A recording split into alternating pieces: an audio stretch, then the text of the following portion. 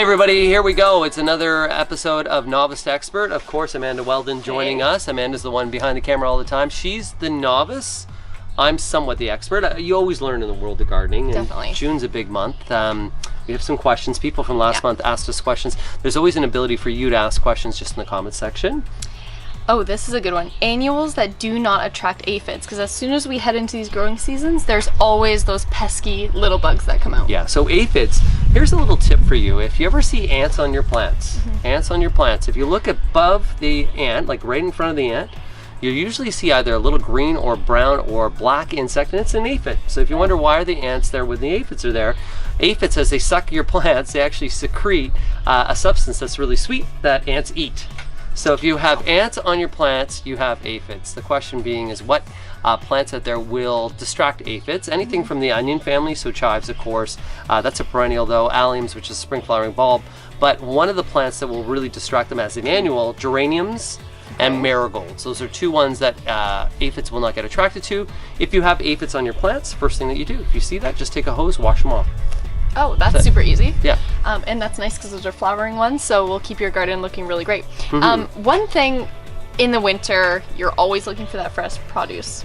So as soon as spring hits, as soon as summer hits, I'm like, what can I get out there and pick? What is the upcoming growing season like in terms of fruit? So in the month of June, one of the first fruits to come out is strawberry. Strawberry season in the province of Ontario a little bit late. So if it's in your garden a little bit later this year, you can get June bearing or ever bearing strawberries. June bearing strawberries are usually the bigger ones. Followed by that, you'll start to get into your raspberry crops that'll start to come in. And then we're of course into cherries and peaches as we get a little bit later into July. In your vegetable garden, there's everything from your leaf lettuce to radish. Radish is the quickest thing. If you want to plant something by seed, watch it grow, and then pop it right out of the ground, go with radishes. That would be so fun for kids in the Yes, summer. and spinach too. Spinach is really quick, but usually radishes and spinach do well early summer. Late summer, they don't like the heat.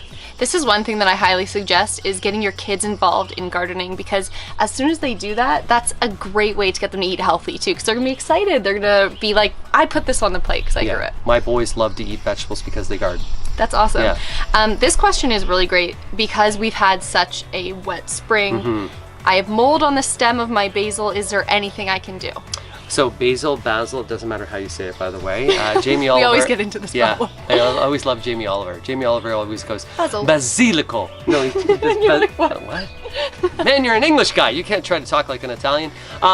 So the mold, of course, with all the rain that we had in the month of May and really in the beginning of June, that's pretty typical that your basil plants are going to get that mold. First thing is you just want to clean up any of those dead decaying leaves. Make sure that there's good airflow that's moving around. Allow your plants to dry out in between waterings.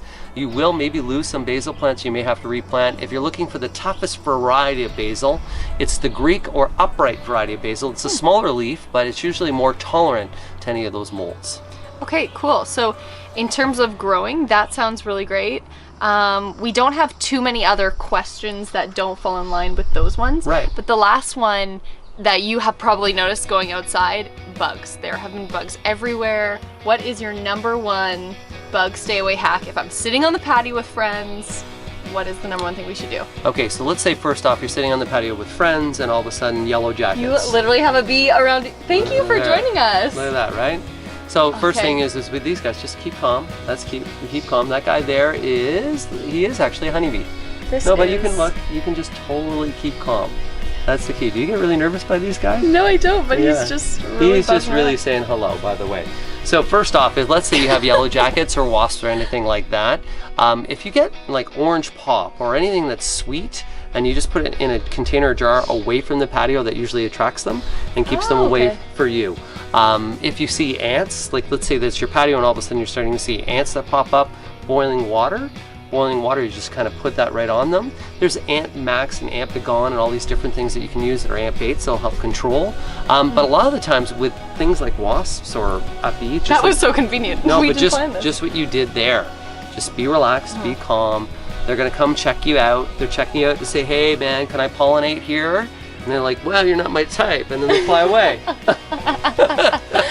Well, you guys are our type, and because of that, we want you to send in all of your questions. We hope that we answered some of your questions today. We're going into a big growing season, so send us photos if you're outside in the garden. We want to see what you're up to.